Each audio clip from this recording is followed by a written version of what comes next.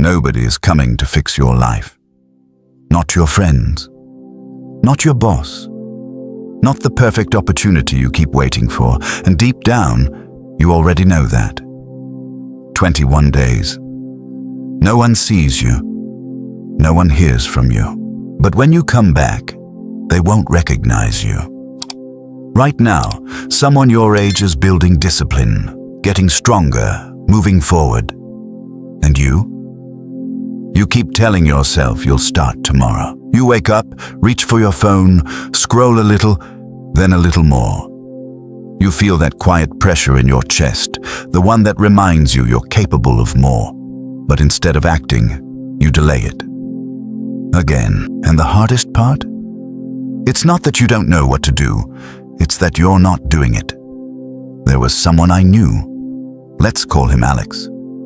28 years old. Smart. Not lazy. Just disconnected from himself. Working a job he didn't respect. Sitting in meetings where his ideas stayed in his head because he didn't feel confident enough to speak. A few weeks earlier, his girlfriend left him. No fight, no drama. Just one sentence he couldn't forget. You have no direction.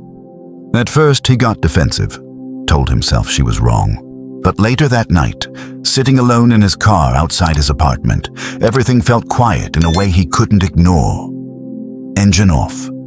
Lights out. Just him and his thoughts. He didn't want to go inside, because going inside meant facing the same routine, the same habits, the same version of himself he was starting to resent. So he sat there and looked at his reflection in the rearview mirror. And for the first time, he asked himself a question he had been avoiding for years. Do I even respect the man I'm becoming? He didn't. That was the moment everything changed. Not in a loud, dramatic way. No social media post. No announcement. No new life starts now energy. Just a quiet decision. Disappear for 21 days. No distractions. No unnecessary conversations.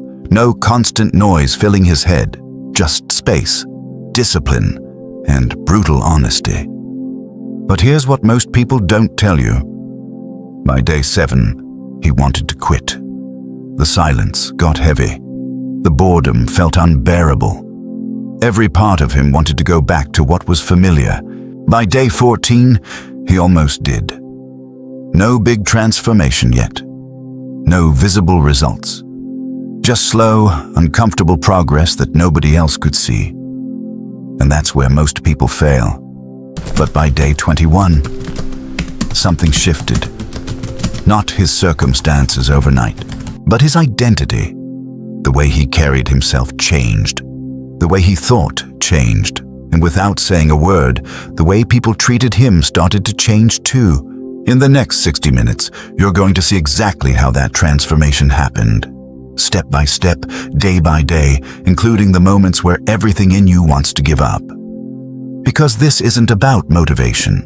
It's about becoming someone you can respect. And if you're tired of repeating the same patterns, tired of knowing you could be more but staying the same, this might be the moment you've been waiting for.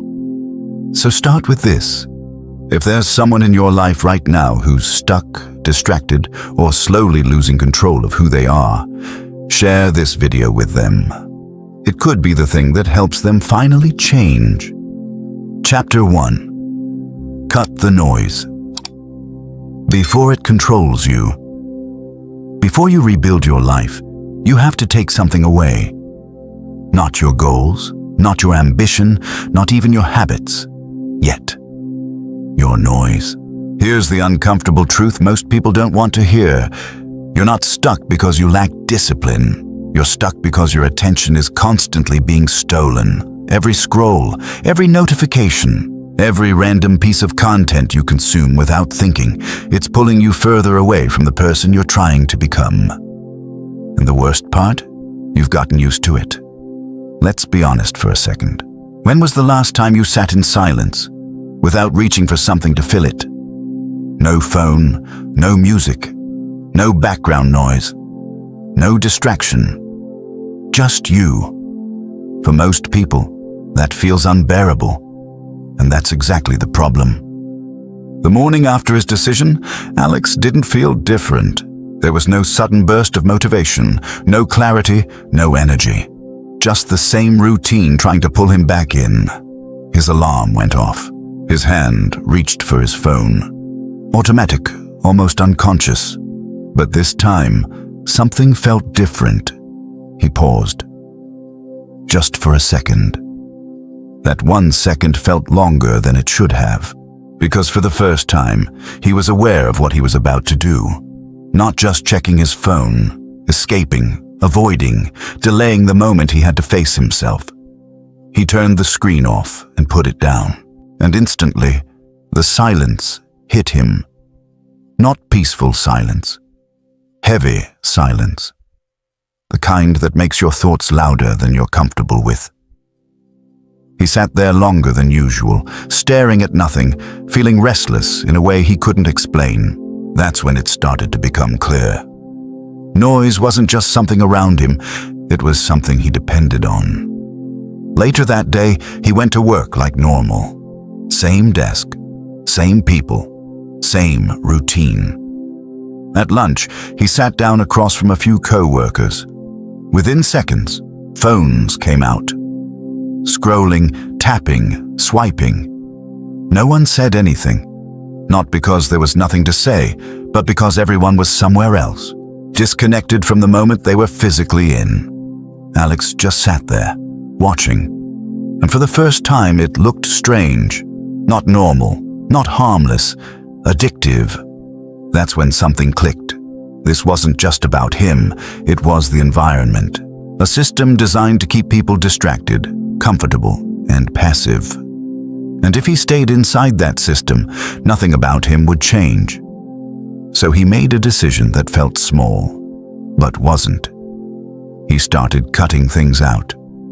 No social media, no random scrolling, no checking his phone first thing in the morning, no checking it right before sleep. Simple rules, clear boundaries. But what he didn't expect was how hard it would feel. By the second day, something started to creep in. A quiet anxiety. What if someone texted him and he missed it? What if something important happened? What if people noticed he wasn't responding? That fear, the fear of missing out, felt real. It pulled at him in small moments. Standing in line, sitting alone, waiting for something. Every empty second felt like an invitation to go back. And more than once, he almost did. One moment stood out. He was sitting on his bed late at night, exhausted from the day. No distractions, no stimulation, just fatigue. He picked up his phone, unlocked it. His thumb hovered over the exact app he used to open dozens of times a day. It would have been so easy. Just one tap, a quick scroll, a little escape, no effort required. And in that moment, he realized something that hit deeper than anything before.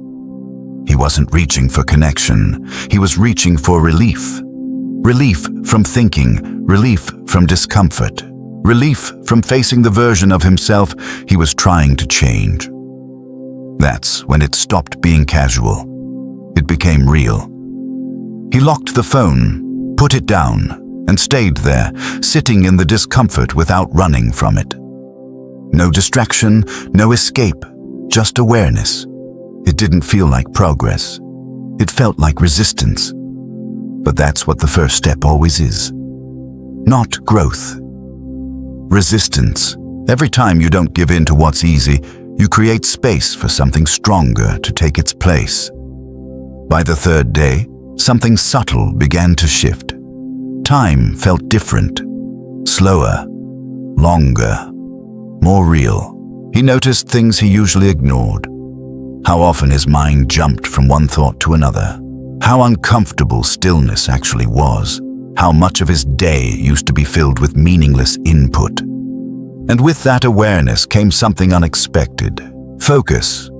Not forced focus. Natural focus.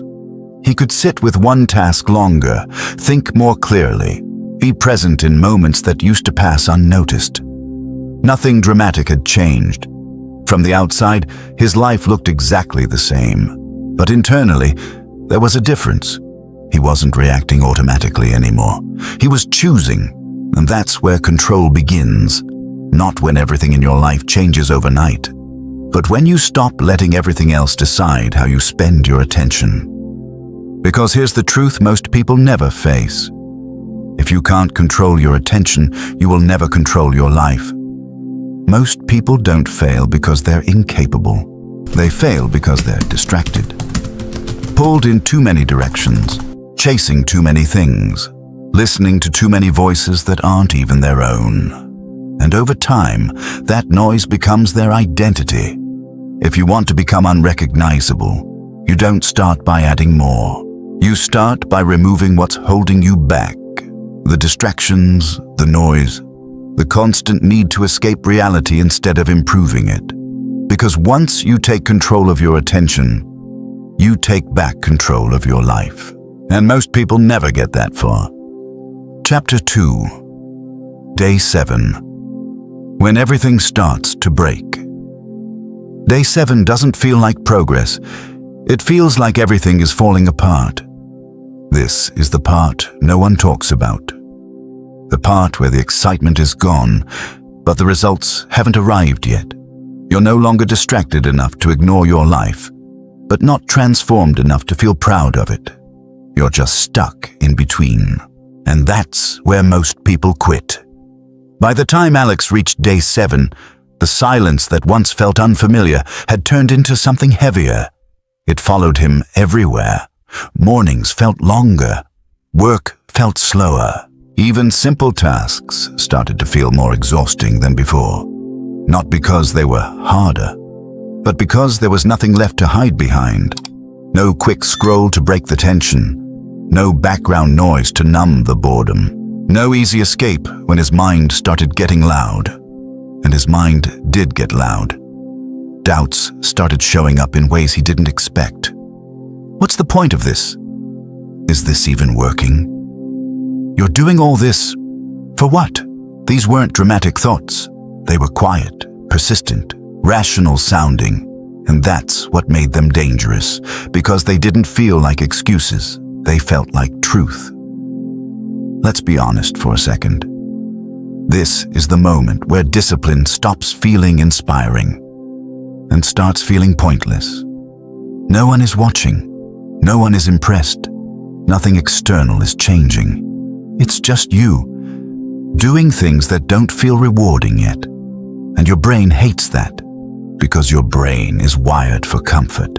It wants quick feedback, immediate results, instant gratification. So when you remove that, it starts fighting back. Hard. One afternoon, Alex found himself sitting at his desk, staring at his screen, unable to focus. Not because he was distracted, but because he was tired of trying. There was no dopamine, no excitement, no momentum, just effort. He leaned back in his chair, exhaled slowly, and for a moment, he didn't care anymore. That was new. Not frustration, apathy, that quiet voice that says, maybe this just isn't worth it. He picked up his phone without thinking, unlocked it, and this time, he didn't hesitate as long. His thumb moved faster than before, like his body remembered something his mind was trying to forget. For a split second, it felt familiar, comforting, safe. But right before he tapped the screen, something stopped him. Not motivation, not discipline. Awareness. A simple realization. If I go back now, I reset everything.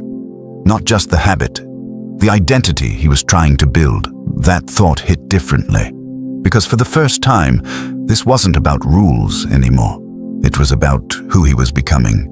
He locked the phone, put it down harder than he needed to, and just sat there, staring at his reflection in the dark screen. Frustrated, restless, unsure. That moment didn't feel like strength. It felt like pressure, and that's exactly what it was. Pressure is what reveals what you actually are. Not when things are easy, but when everything in you wants to stop. That night was worse. No distractions meant no escape from his own thoughts. Everything he had been avoiding started resurfacing. Missed opportunities, wasted time, versions of himself he could have been, but wasn't. It didn't motivate him. It weighed on him. He lay in bed, staring at the ceiling, feeling something unfamiliar. Restlessness without relief. And for a second, he genuinely considered quitting. Not dramatically, not with a big decision, just slowly, quietly, going back to how things were, reinstalling apps, checking out mentally, telling himself he'd try again later. That's how most people fail. Not all at once, but in small, invisible decisions that lead them right back to the start. Here's the uncomfortable truth. Day 7 is not where you see results. It's where you face withdrawal. Because what you're really cutting off isn't just distraction, it's your escape from reality. And when that disappears, reality gets louder. Your thoughts feel sharper. Your insecurities feel closer. Your discomfort feels heavier. Most people interpret that as a sign to stop, but it's the opposite. It's a sign that something is finally changing. Alex didn't have a breakthrough that night. No sudden clarity. No powerful realization. No moment of confidence. Just a quiet decision. I'm not going back. That was it. No emotion behind it, just a choice. And sometimes that's enough. The next morning didn't feel better, but it felt different. Not easier, but clearer.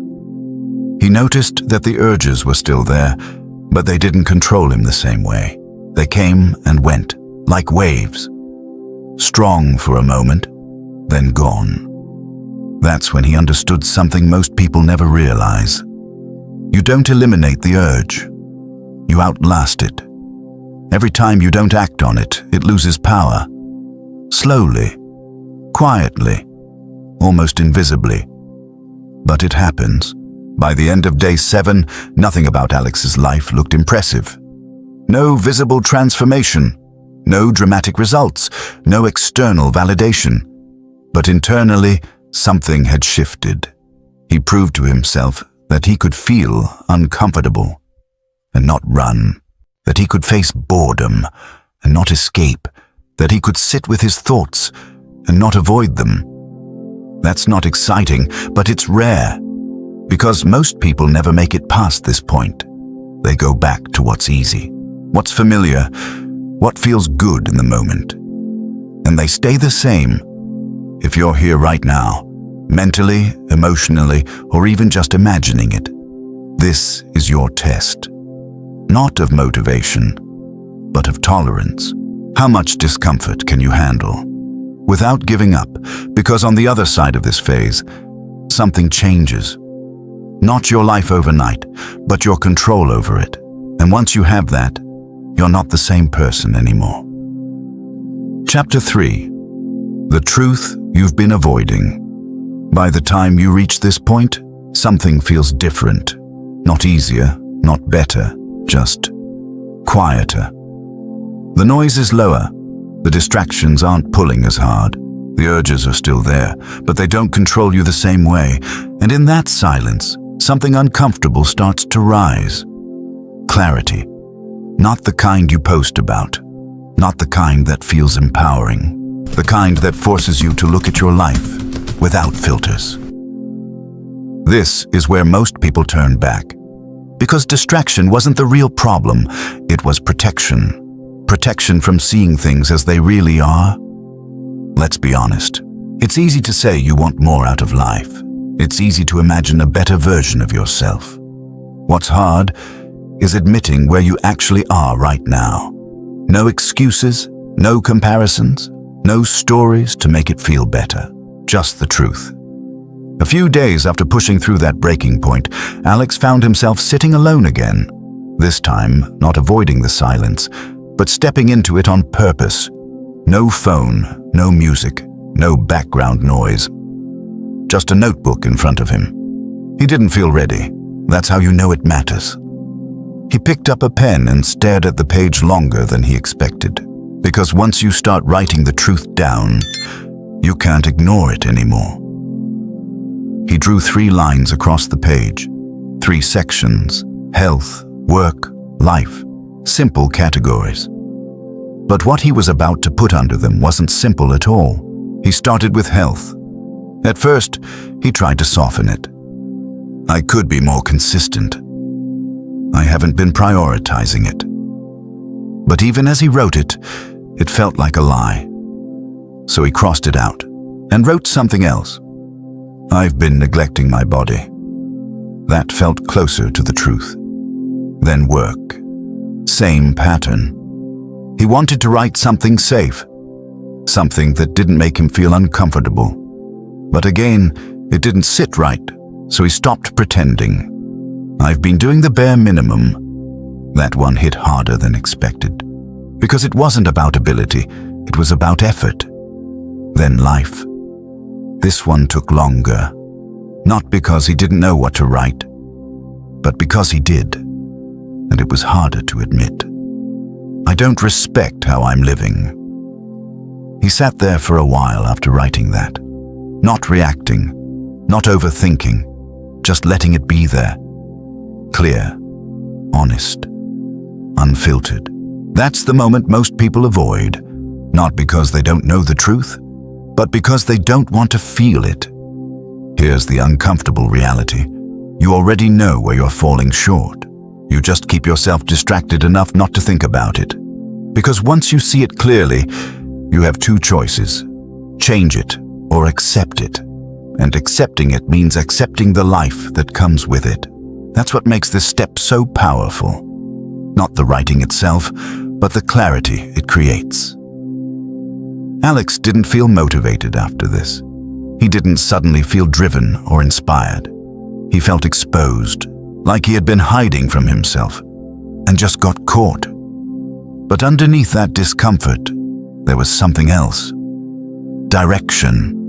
For the first time, he wasn't guessing anymore. He wasn't trying random habits or chasing vague goals. He knew exactly where he was lacking. And that changes everything, because vague problems create vague effort. Clear problems create focused action, but clarity comes with a cost. Responsibility. You can't blame your environment anymore. You can't blame your past. You can't blame other people, because now you see your role in it, fully. That's not easy to accept. In fact, most people reject it. They go back to distractions, back to comfort, back to avoiding the truth. Because it's easier to stay the same than to admit you've been the reason you're stuck. Alex didn't go back, but that doesn't mean it felt good. Later that day, he caught himself doing something he had done for years. He started comparing, looking at other people's progress, their results, their lives. And for a moment, the old thoughts came back. You're behind. You should have started earlier. You're not where you're supposed to be. This time, he didn't try to fight those thoughts. He just looked at them differently. Because now, he had context. He knew why he was behind. Not bad luck, not lack of talent, lack of consistency. That realization removed something dangerous. Excuses. And without excuses, all that's left is action. That's when the shift happens. Not when you feel ready, but when you stop lying to yourself. The truth doesn't motivate you. It directs you. It tells you exactly what needs to change, even if you don't feel like changing it.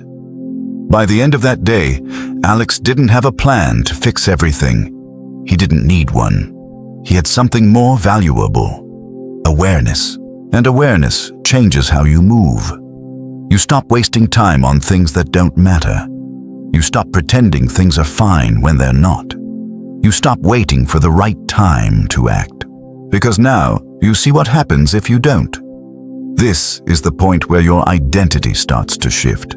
Not because you've achieved something, but because you've stopped avoiding reality. And that's rare. Most people never get here. They stay in cycles. Distract, avoid, repeat. But once you see clearly, you can't unsee it. And that's where real change begins. Not with motivation, not with inspiration, but with the truth.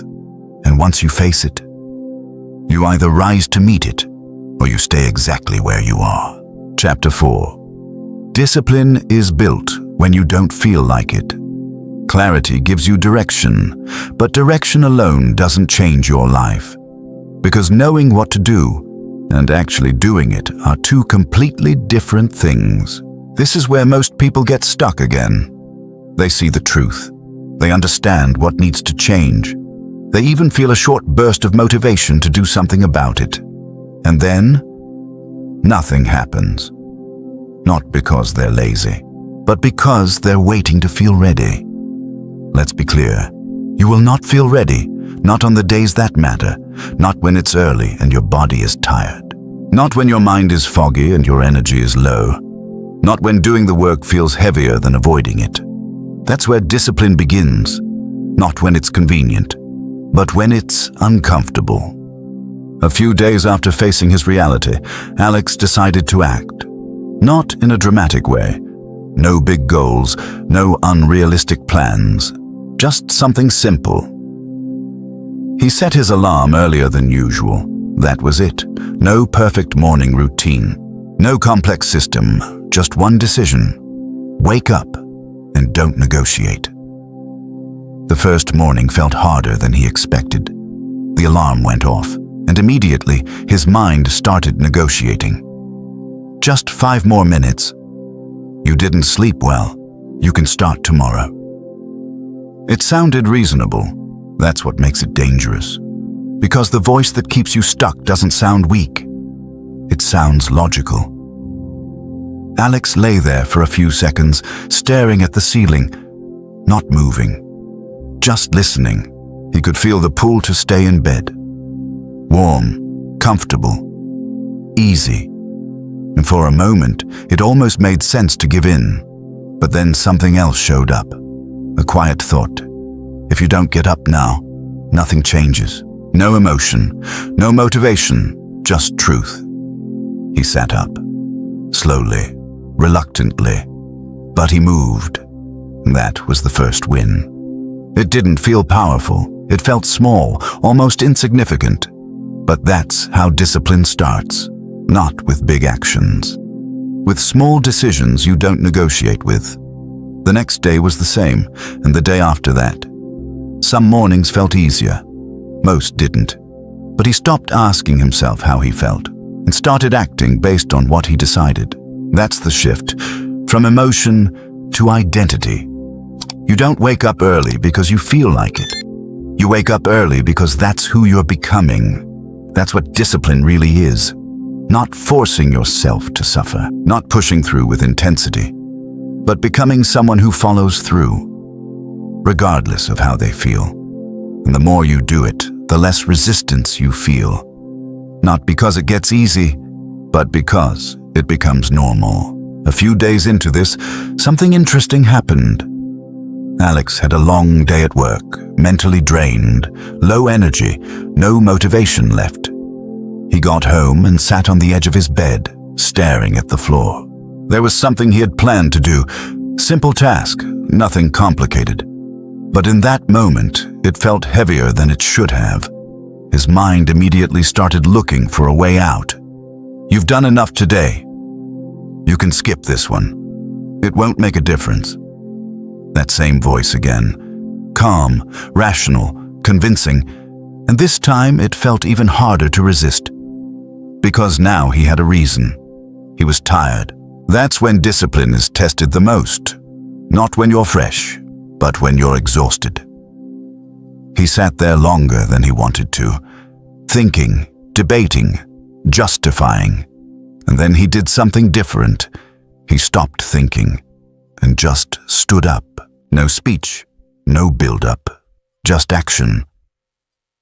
That moment changed something. Because he realized something important. Thinking was the problem. The more he thought about doing something, the harder it became to actually do it. So he made a rule. When it's time to act, don't think. Move. That one shift removed a lot of resistance. Not all of it, but enough to keep going. Over the next few days, he kept things simple. Wake up early. Do what needs to be done. Don't negotiate. He didn't try to fix everything at once. He didn't overload himself with habits. He focused on consistency. Because consistency builds trust. Not with other people. With yourself. And that's what he had been missing. Self-trust. The belief that when you say you'll do something, you actually do it. Most people don't have that. They make promises to themselves and break them daily. And over time, that destroys confidence. Because deep down, they know they can't rely on themselves. Alex started rebuilding that, one action at a time.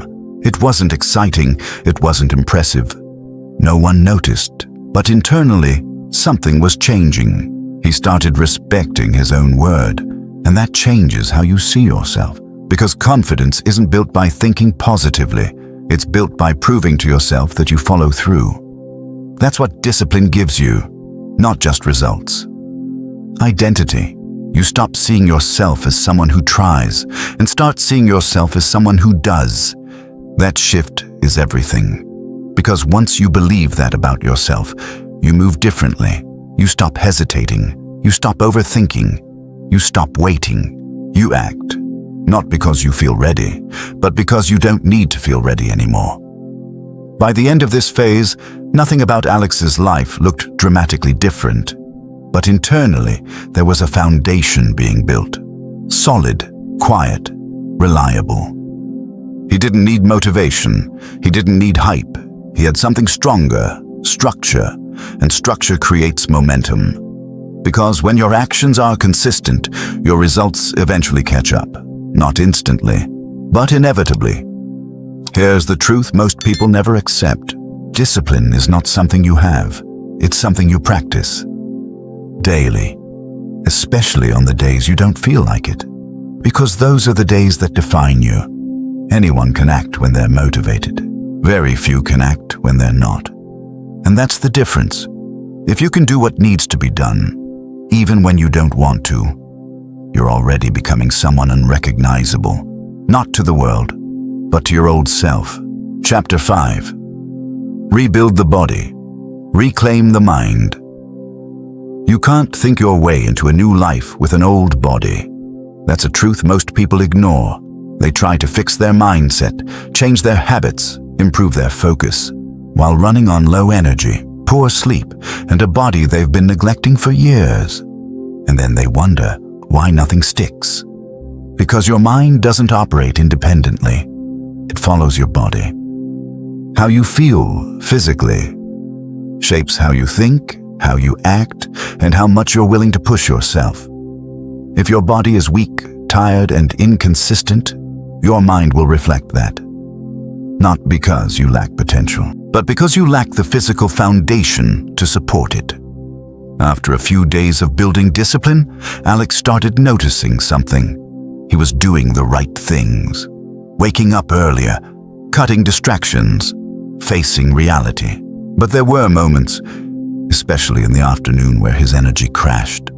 Hard, his focus disappeared, his patience dropped. Even simple decisions started to feel heavier than they should. At first, he thought it was mental, a lack of willpower. But then he looked closer. Late nights, inconsistent meals, no real movement throughout the day. He expected clarity while running on exhaustion. That's when it clicked. He wasn't just rebuilding his habits. He needed to rebuild his body, not for appearance, for function. He didn't start with anything extreme. No intense training plan, no strict diet, no unrealistic expectations. Just one decision. Move every day. The first session was nothing impressive. No perfect form, no high performance. Just effort. He showed up, went through the motions, and left. But something shifted afterward. Not physically. Mentally. His thoughts felt clearer. His mood stabilized. That constant restlessness in his mind quieted down. It wasn't dramatic, but it was noticeable. That's what most people miss. They're waiting for a massive transformation, but the real change starts with small, consistent signals to your brain. I take care of myself. The next day, he did it again, and the day after that. Some days he felt stronger, some days he felt off, but he stopped judging each session. He focused on consistency, because consistency compounds in ways you don't see immediately. A week into this, something subtle started to happen. His posture changed. He stood a little straighter, walked with a bit more presence. Not because he was trying to impress anyone, but because his body was starting to support his mindset. And that changes how you carry yourself. At work, people didn't say anything directly, but interactions felt different. More eye contact, more attention, more respect in small, unspoken ways. That's the part no one talks about. You don't just feel different when you take care of your body. Other people respond to you differently, without knowing why, because energy is visible, even when it's not obvious. But it wasn't all progress. One evening, after a long and exhausting day, Alex didn't want to move at all. His body felt heavy. His mind was tired. Every part of him wanted to skip it. And this time, the excuse felt justified. You've been consistent. You deserve a break. One day won't matter. That voice again, always reasonable, always convincing. He sat there, staring at the floor, knowing exactly what he was about to do. Quit for the day. And maybe it would have been fine. Maybe nothing would have happened. But he also knew something else. It wasn't about the workout. It was about the standard. If he lowered it once, it would be easier to lower it again. That's how patterns break. Not in big decisions, in small exceptions. So he made a different choice. He didn't aim for a full session, didn't try to push himself to the limit. He just moved. 10 minutes. That was it. No pressure, no expectations, just movement. And something interesting happened. Once he started, the resistance faded. Not completely, but enough to keep going. He ended up doing more than he planned. Not because he forced it, but because starting removed the hardest part. That's when he realized something important. The hardest part is never the work. It's starting when you don't feel like it. From that point on, he changed his approach. He stopped focusing on performance and focused on showing up. Because showing up builds identity. Every time you do what you said you would do, you reinforce who you are becoming, and your body becomes proof of that. Stronger, more capable, more stable. Not just physically, mentally. Because discipline in the body translates into discipline in the mind. You become more resilient, more patient, more controlled under pressure. Not because you trained your thoughts, but because you trained your response to discomfort. That's what physical effort teaches you. To keep going when it's uncomfortable, to stay consistent when it's inconvenient, to finish what you start, even when you'd rather stop. Those lessons don't stay in the gym. They follow you everywhere, in your work, in your decisions, in the way you handle challenges. By the end of this phase, Alex wasn't transformed physically, not in a way that stood out, but internally, he felt different, more grounded, more stable, more in control, and that foundation made everything else easier. Because when your body supports you, your mind doesn't have to fight as hard. Here's the truth most people overlook. You don't build confidence by thinking differently. You build it by becoming physically and mentally stronger, by proving to yourself, through action, that you can handle discomfort, that you can stay consistent, that you can follow through. And once you have that, you don't just look different, you move different, you think different, you become different. If you want to become unrecognizable, don't just change your thoughts, train your body to support the life you're trying to build. Because a strong mind needs a strong foundation, and that foundation starts starts with how you treat your body every single day. Chapter 6. Day 14. The breaking point. Nobody sees. Day 14 is where the illusion ends. Up until now, you've been moving forward, cutting distractions, building discipline, showing up even when it's uncomfortable. From the outside, it might look like progress. But inside, something starts to crack. This is the phase where motivation is completely gone. The early momentum has faded, and the results you expected to feel by now still haven't fully shown up. You're doing everything right, and yet it doesn't feel like it's working. Let's be honest, this is where most people quietly give up. Not because they failed, but because they expected to feel different by now. By day 14, Alex wasn't struggling with distractions anymore. He wasn't tempted to scroll the same way. He wasn't negotiating with himself every morning. On the surface, it looked like he had control, but something else took its place. Doubt. A slower, heavier kind of resistance. The kind that doesn't push you to quit immediately, but makes you question why you started at all. It showed up in small ways at first. A lack of urgency, a drop in intensity, a quiet thought that said, maybe this isn't changing as much as you thought. He tried to ignore it, kept following his routine, kept doing the work. But something felt off. The effort was still there. The results weren't obvious, and that gap started to grow. One evening, after a long day, he sat alone again. Not distracted, not overwhelmed, just tired. Not physically, mentally. He looked around his apartment. Same walls, same space, same life. And for a moment, it felt like nothing had changed. That's the dangerous part. Because change doesn't always show up when you expect it to. And when you don't see it, your mind starts to create its own story. Maybe you're overdoing it. Maybe this isn't necessary. Maybe you were fine before. That last one hit differently, because it almost sounded comforting. Going back didn't feel like failure. It felt like relief. No pressure, no constant effort. No need to keep proving something to yourself, just ease. That's what makes day 14 so dangerous. It doesn't attack you with chaos. It offers you comfort, a softer version of quitting. And if you're not careful, you take it. Alex felt that pull, stronger than before, because this time it wasn't about distraction, it was about meaning. He wasn't asking, "Can I do this?" He was asking, "Is this even worth it?" That question is heavier, because it doesn't challenge your ability, it challenges your purpose. He leaned back, closed his eyes, and sat with that thought longer than he wanted to.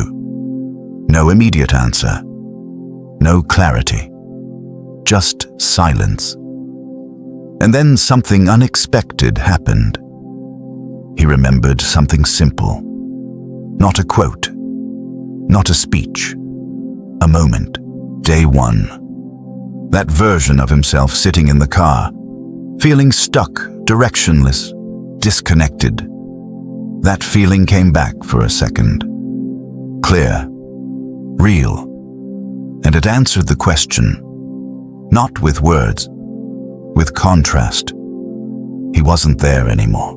Maybe his life didn't look completely different yet, but he wasn't that person. And going back would take him right there again. That realization didn't give him energy. It gave him perspective. This wasn't about feeling good right now. It was about not becoming who he used to be. So he made a decision. Not to push harder, not to do more, just to not stop.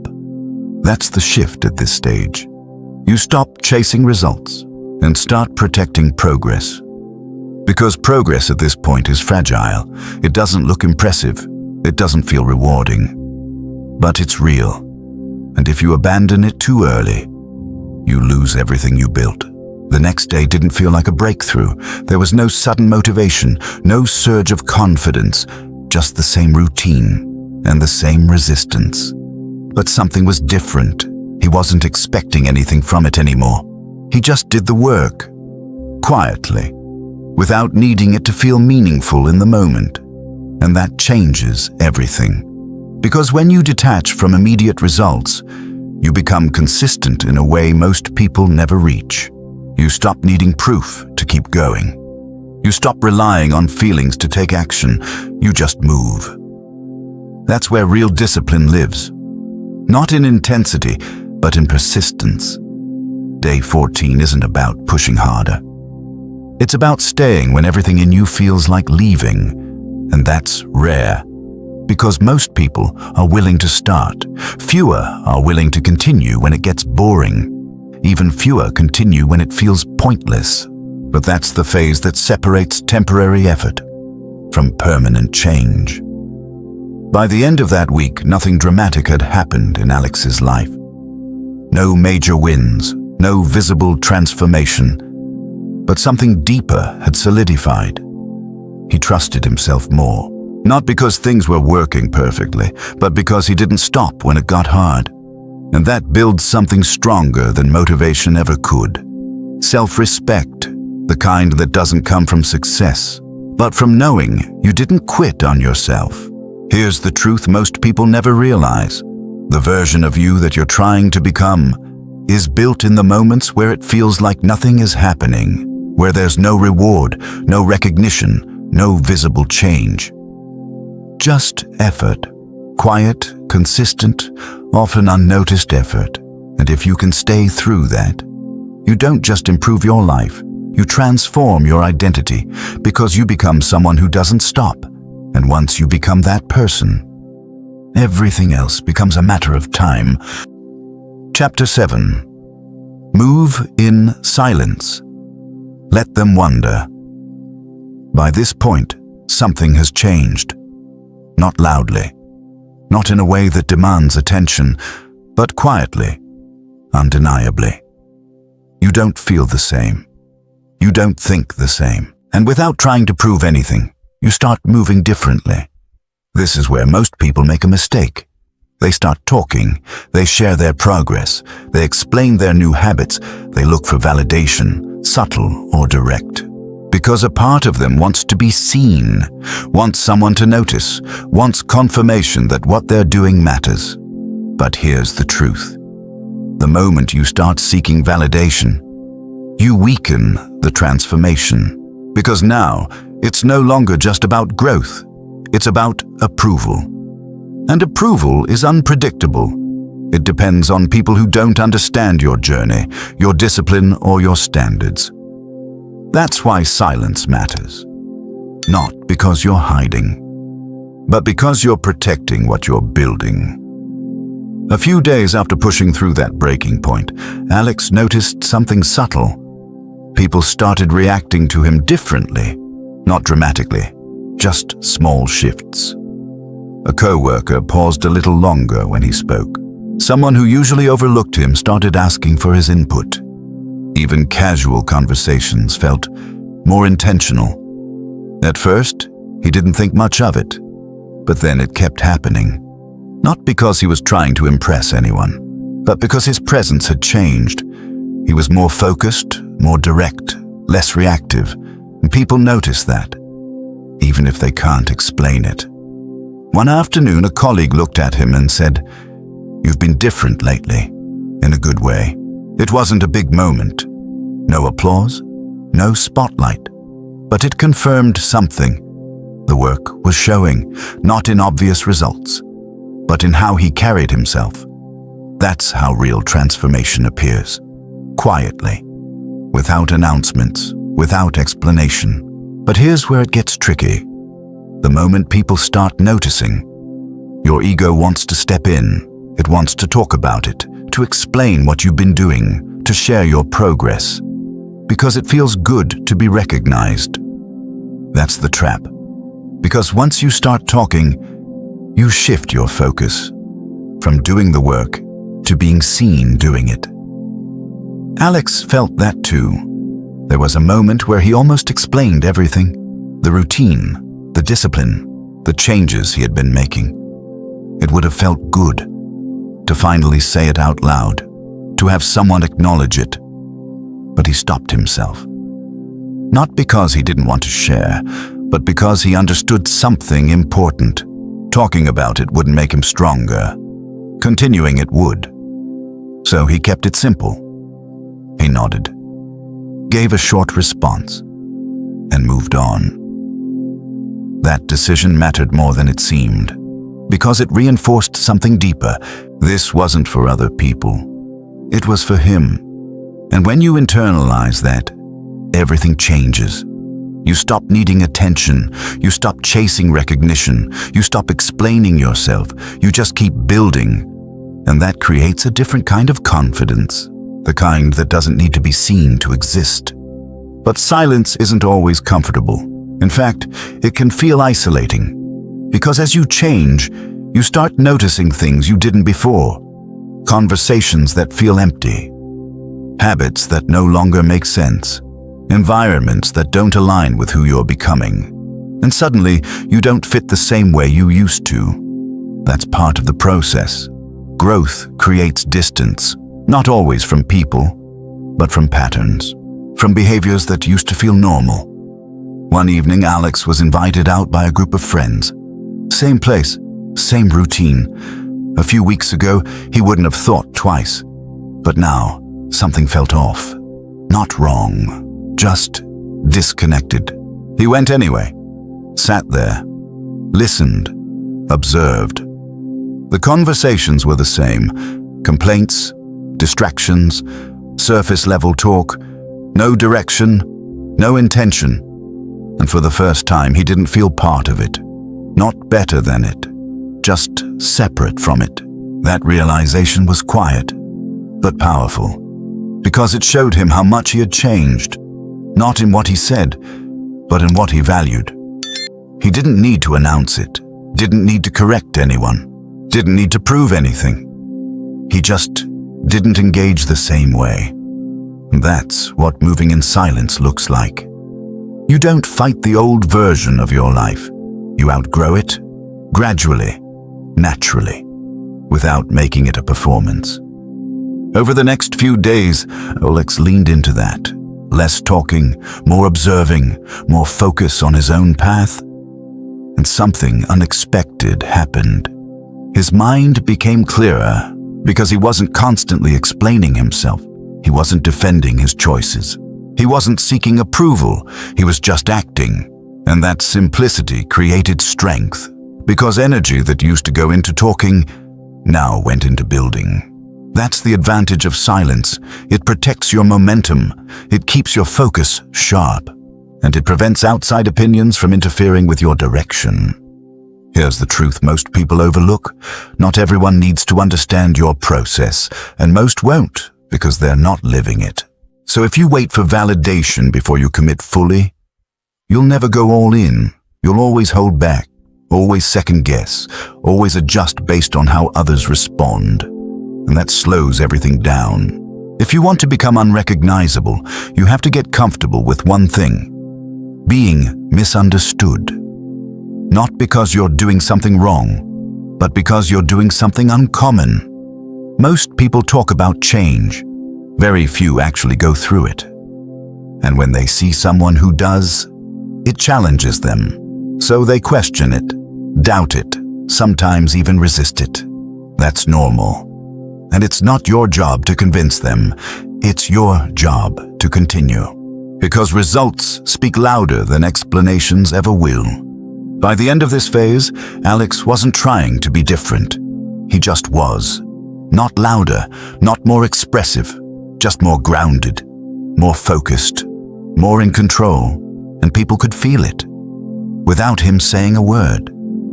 That's the power of silent transformation. You don't announce it, you become it, and when you do, you don't need attention, because your presence already says enough. Chapter 8, Day 21.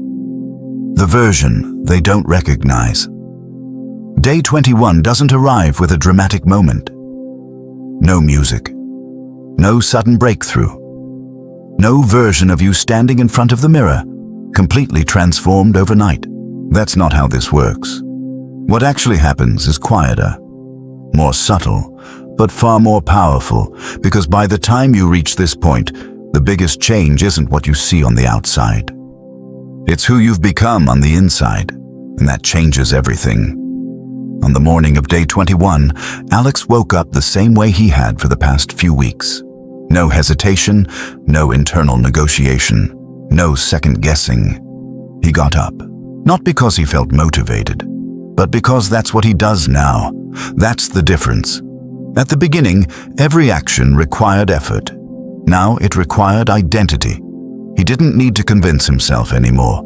He had already decided who he was, and his actions followed that automatically. That's when you know the shift has happened. Not when things feel easier, but when they feel normal. Later that day, something small but important happened.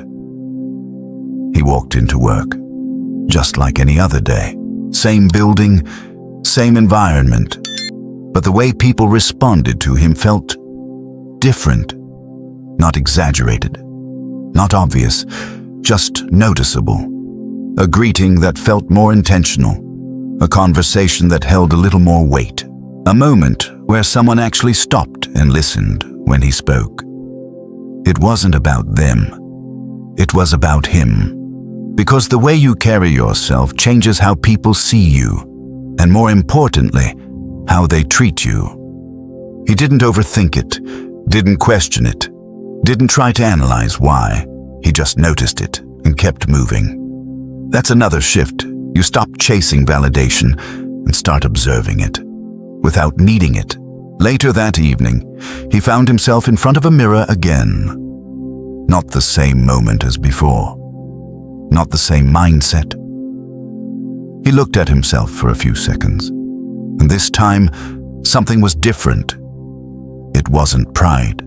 It wasn't excitement. It was respect, quiet, internal, unshakable.